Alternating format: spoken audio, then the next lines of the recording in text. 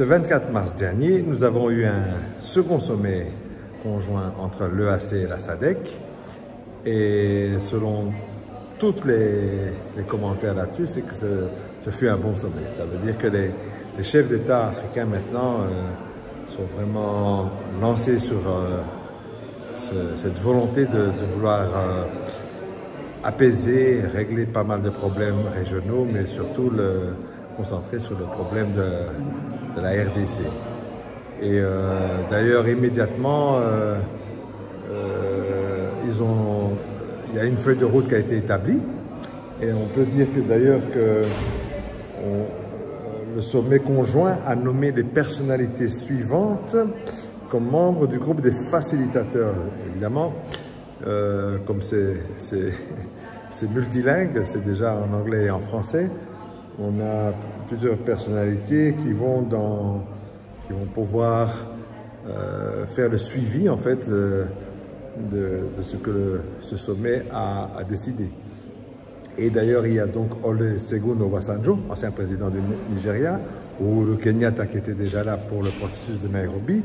Il y a Kgalema Motlanthe, président de l'Afrique du Sud, ancien président bien entendu. Catherine Samba-Panza, ancienne présidente de la République centrafricaine.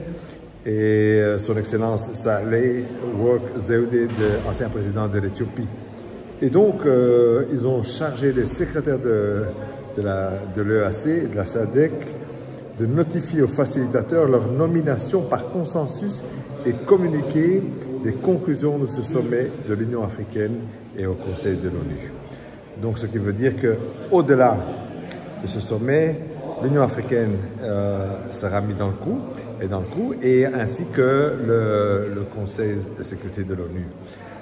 Je crois que c'est très important parce que dernièrement, en fait, on a eu quand même l'Union européenne qui a fait de l'interférence dans les démarches qui avaient été commencées par l'ancien sommet, qui aurait dû voir déjà les négociations, les pourparlers, les discussions entre les belligérants, ce qui est la RDC et le M23.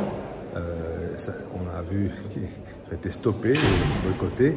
Entre-temps, on rappelle quand même que, je dirais, Luanda a jeté l'éponge.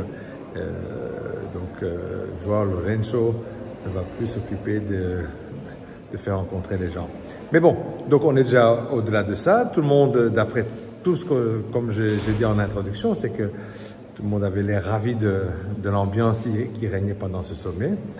Je dirais que ce qui est bizarre, c'est que à peine 24 heures après, on a entendu quand même le président du Burundi faire des commentaires, entre autres sur BBC, d'un certain